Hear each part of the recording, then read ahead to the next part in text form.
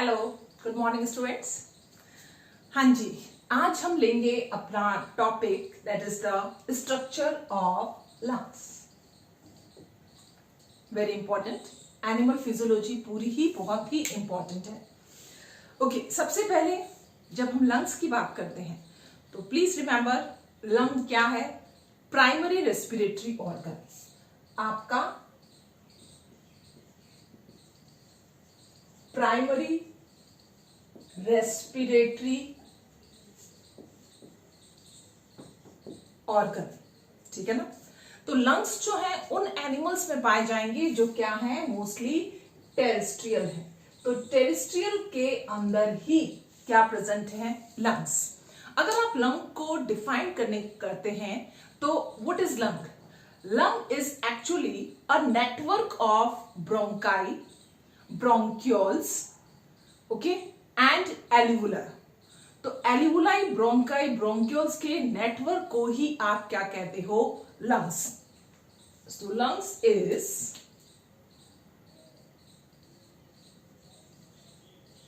Network of, सबसे पहले याद रखिए क्या आता है? Bronchus. Network of bronchus, then bronchioles and alveolar sac.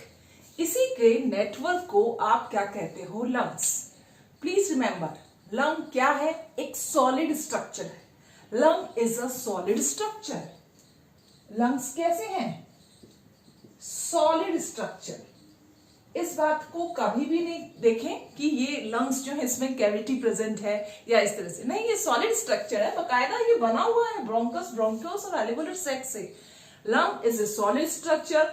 Lung is spongy in nature. इसका नेचर क्या है?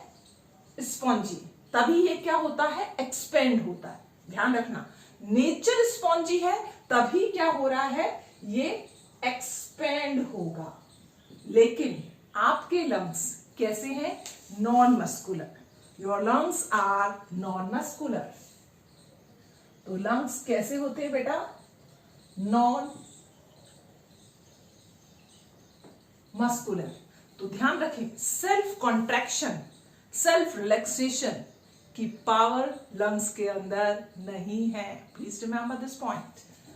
सो self relaxation and self contraction। मैंने क्यों कहा? क्योंकि ये नॉन मस्कुलर स्ट्रक्चर है। तो self relaxation and self contraction is not possible. तो आपके जो लंग्स हैं वो एक केज के अंदर प्रेजेंट है, जिसको हम क्या कहते हैं? Thoracic cage. ये रहे, ये ट्रैकिया, सब जानते हैं। ट्रैकिया के अंदर क्या प्रेजेंट होता है? सी शेप कार्टिलेज रिंग, जो कहां होगी? आगे के साइड, वेंट्रल साइड में कंप्लीट होगी, डोर्सल साइड में इनकम्प्लीट होगी। So this one is the trachea and this trachea is divided into two bronchus. ये किस में डिवाइड हो गई है? Bronchus. And this bronchus also contain what? C-shape cartilage, and the area between the two bronchus is known as carina. Not the Kareena Kapoor, but carina is the area between the two bronchus, which is the reflex action center. Okay, अब ये आ गए आपके lungs। अब आप देखिए, lungs के अंदर right और लेफ्ट में भी आपको क्या नजर आ रहा है? डिफरेंशिएशन नजर आ रहा है। आ रहा है कि नहीं आ रहा है? इसके अंदर क्या प्रेजेंट है? This one is what? Cardiac notch. इसी को तो आप क्या कहते हो?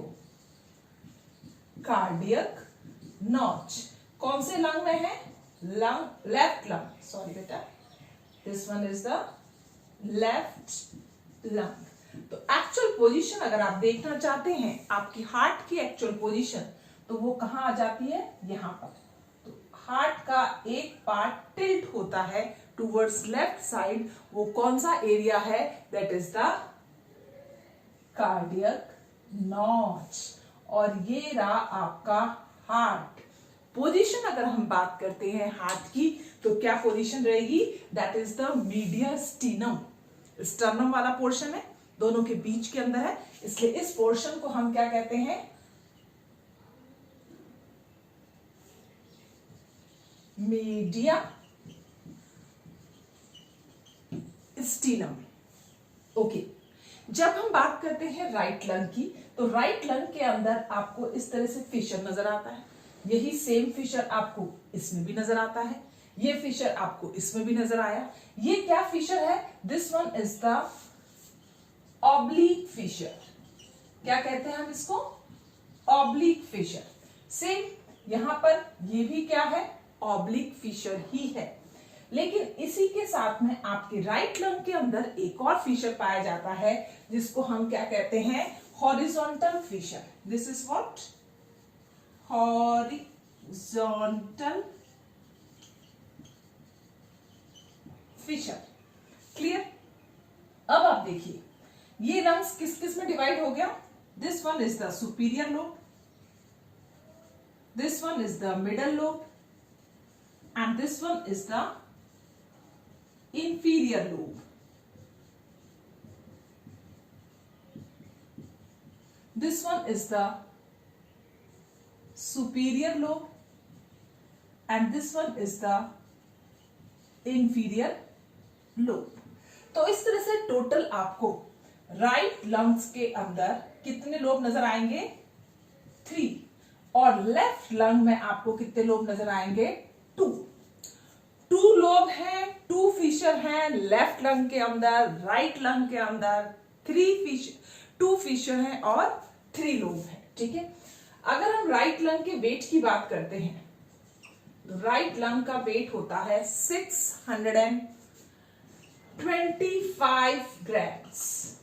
ठीक है, और इसमें क्या है? 2 फिशर और साथ में क्या है? 3 लोब। और जब हम लेफ्ट लंग की बात करते हैं, तो ये जो आपका लेफ्ट लंग है दैट इज 575 ग्राम, यानी कि इससे छोटा है और इससे हल्का भी है, लेस इन वेट।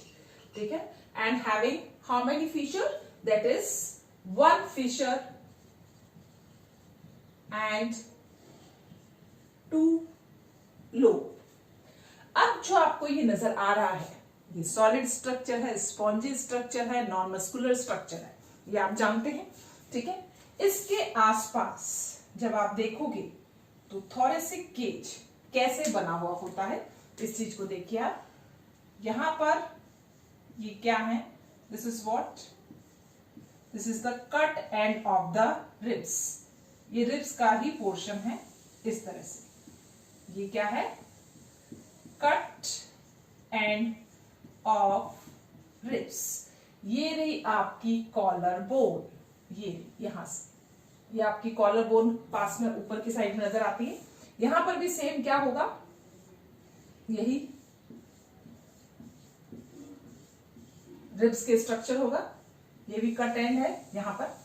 अब आप देखिए, हम कहते हैं हमारे लंग्स कहां प्रेजेंट होते हैं? प्लूरल कैविटी में प्रेजेंट होते हैं। तो प्लूरल कैविटी में कैसे हैं, इस चीज को हम देखते हैं। ये देखिए, हम इसको सबसे पहले रेड से मार्क करते हैं। ये जो आपके लंग्स हैं, इसके ऊपर एक पतली सी एपिथेलियम आती है। ये देखिए, ये पूरी की पूरी एपिथेलियम इसको कवर करेगी। किसको कवर करी हुई है? लंग्स को। तो दोनों लंग्स के ऊपर ये इस तरह से, ये क्या है? This one is an epithelium. इस एपिथेलियम को हम क्या कहते हैं? इसको हम कहते हैं जो लंग्स के बिल्कुल अटैच है, that is known as visceral. This is what? Visceral peritoneum. कौन सी वाली कही है विसरल पेरिटोनियम? ये क्या है? दैट इज रेड वन, ये वाली। ठीक है, उसी के साथ में एक और एपिथेलियम होती है, जिसको हम क्या कहते हैं? जो यहां से कवर करती है। ये क्या है? थोरेसिक केज की बिल्कुल इंटरनल लाइनिंग के अंदर आपको इस तरह की क्या मिलेगी, कवरिंग मिलेगी। ये देखिए आप, ये तो आपके जो लंग्स हैं वो एक कैविटी के अंदर प्रेजेंट है। यहां पर भी नीचे की साइड में जब मसल्स आ जाएंगी तो मसल्स के ऊपर भी आपको क्या मिलेगी, ये कवरिंग मिलेगी। यहां पर हम बना देते हैं, ये मस्कुलर क्या है, रेडियल मसल से बना हुआ, रेडियल मसल्स है, ठीक है। ये डायफ्राम है, और ये आपके ऊपर की साइड में जो नजर आ रहा है ये इस तरह से, ये आपका क्या है, that is known as the parietal, this is what, parietal peritoneum. तो पैराइटल पेरिटोनियम और विसरल पेरिटोनियम के बीच के अंदर एक कवरिंग आ रही है। ये पूरी की पूरी, ये पूरा एरिया जो मैं आपको कर रही हूं, this is what, this is the pleural cavity. इसी को हम कहते हैं प्लूरल कैविटी। इसी के अंदर क्या भरा हुआ होता है, फ्लूइड भरा हुआ। तो ध्यान रखना, जिसके अंदर की साइड में विसरल हो, जिसके बाहर की साइड में क्या हो, पैराइटल हो, वो कैविटी जब भी बनेगी वो कैसी होगी cavity, this is which cavity, pleural cavity. तो प्लूरल कैविटी की दो लाइनिंग्स हैं, ठीक है ना, that is covered by outer parietal peritoneum and inner visceral peritoneum. तो जो भी लाइनिंग इस तरह से लाइंड होगी उसको आप क्या बोलते हो, सीलोम भी बोलते हो। और ध्यान रखना, सीलोम किससे बनी हुई होती है, सीलोम मीजोडर्म से बनी हुई होती है। और आपके लंग्स जो हैं ये किससे बने हुए हैं, ये आपके लंग्स बने हुए हैं एंडोडर्म से। तो लंग्स खुद तो बनते हैं एंडोडर्म से और इनकी लाइनिंग होती है मीजोडर्म से। कैविटी के अंदर ये प्रेजेंट है, ट्रू सीलोम के अंदर ये प्रेजेंट है। तो इसका ओरिजिन कैसा हो गया बेटा, एंडो मीजोडर्मल। तो एंडोमीजोडर्मल इन ओरिजिन है आपके लंग्स। और ये भी ध्यान रखें, ये पूरा का पूरा क्या कहलाता है, this is the radial muscle जो क्या बना रही है, डायफ्राम, ठीक है। तो डायफ्राम जो है ये बना रही है। अब यहां पर देखो आप, इसको आप थोरेसिक केज कहोगे। This totally is what, thoracic cage. अगर मैं थोरेसिक केज की ऊपर से बात करती हूं तो ऊपर की साइड में आप नेक के सर्वाइकल वर्टिब्रा देखोगे ट्रैकिया के पास में, और ये वाली कॉलर बोन देखोगे क्लेविकल, ठीक है। तो थोरेसिक केज एंटीरियर साइड में किससे बने हुए हैं, दैट इज सर्वाइकल बोले तो दैट इज द नेक की जो बोन्स होती हैं, दैट इज नोन वर्टिब्रा जो होता है that is the cervical plus clavicle क्या हो गई आपकी कॉलर। तो ये दोनों ही मिलके इसका क्या कर रही है, एंटीरियर सरफेस बना रही है। This one is the anterior, ये रही क्लेविकल, ठीक है ना। और यहां पर क्या हो जाएगा, सर्वाइकल। तो सर्वाइकल प्लस क्लेविकल ने क्या बना दिया, एंटीरियर पार्ट, ठीक है। एक तो ये हो गया। फिर आप आ जाता है पोस्टीरियर, एंटीरियर का जस्ट अपोजिट पोस्टीरियर। कौन बना रही है, डायफ्राम। किससे बनी हुई है, मसल से। तो पोस्टीरियर किससे बन गया, डायाफ्राम।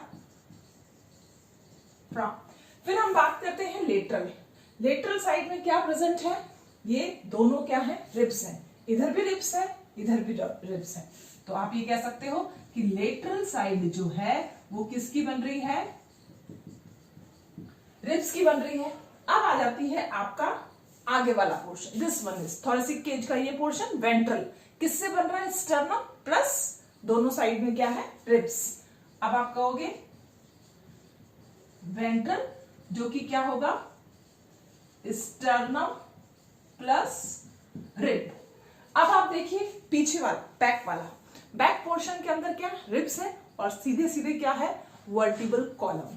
तो आप ये भी कहोगे कि जो डॉर्सल पोर्शन है उस डॉर्सल पोर्शन के अंदर क्या है, that is vertebral column plus ribs.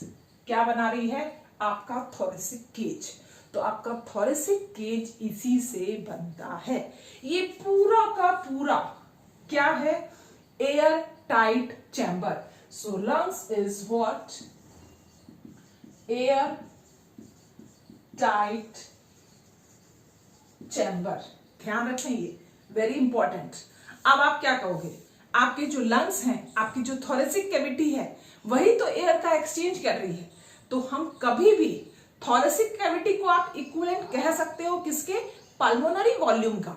तो जो आप एयर अंदर लेते हो that is equivalent to the thoracic cavity.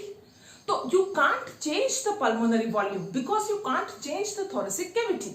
आप थोरेसिक कैविटी के वॉल्यूम को चेंज नहीं कर सकते, इसलिए आप पल्मोनरी वॉल्यूम को भी चेंज नहीं कर सकते।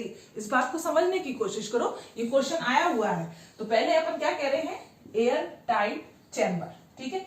फिर हम क्या कह रहे हैं, this air tight chamber which is what, thoracic cavity. यही हुआ। तो थोरेसिक कैविटी किसके बराबर हो गई बेटा, पल्मोनरी कैविटी की। यही तो थोरेसिक कैविटी, ये पूरा का पूरा मेम्ब्रेन जो आपस में ये अटैच है, चिपकी हुई है, तो ये पूरा का पूरा वर्क कर रहा है। तो जब ये पूरा वर्क कर रहा है तो आप ये भी तो कह सकते हो कि thoracic cavity is equal to the pulmonary cavity या पल्मोनरी वॉल्यूम। जो आप जो एयर अंदर लेते हो that is the pulmonary volume, ठीक है। तो thoracic cavity equals to pulmonary volume, ठीक है। ये इंपॉर्टेंट है बेटा। और पल्मोनरी वॉल्यूम कभी भी बदला नहीं जा सकता, इसलिए हम स्पायरोमीटर से क्या कहते हैं, टाइडल वॉल्यूम 500 होगा, रेजिडुअल वॉल्यूम 1100 होगा। हमने क्यों कहा, ये किस लिए कहा, इसलिए कहा कि आप अपनी कैपेसिटी को इंक्रीज और डिक्रीज कर सकते हो बट वॉल्यूम को इंक्रीज और डिक्रीज नहीं कर सकते। So this pulmonary volume never change, ठीक है। तो जब थोरेसिक कैविटी चेंज नहीं हो सकती तो पल्मोनरी वॉल्यूम भी चेंज नहीं हो सकता, ठीक है। तो this is all about the lungs, primary respiratory organ, network of bronchus, bronchioles and alveolar sac, solid structure, spongy structure, non muscular structure, ठीक है ना। And self relaxation, self contraction is not possible. तो जो भी general चीजें थी जिससे आपके नीट के या फिर सीबीएसई बोर्ड के अंदर जो क्वेश्चंस पूछे जाते हैं वो सारे ही इसके अंदर इंक्लूड हैं। याद रखना, इसको आपने क्या कहा था, प्लूरल कैविटी, ठीक है ना। नेक्स्ट वीडियो में हम थोड़ा सा और डिटेल में लेंगे कि इसके बाद में एल्वुलाई वाले स्ट्रक्चर को अलग से लेंगे। तो पूरा लंग्स आपका होता है क्लियर, ठीक है ना, स्ट्रक्चर ऑफ द लंग्स। तो आप इसका स्क्रीनशॉट ले लीजिए और कोई भी डाउट हो तो आप टेलीग्राम ग्रुप में पूछ सकते हो बेटा, ठीक है, ओके।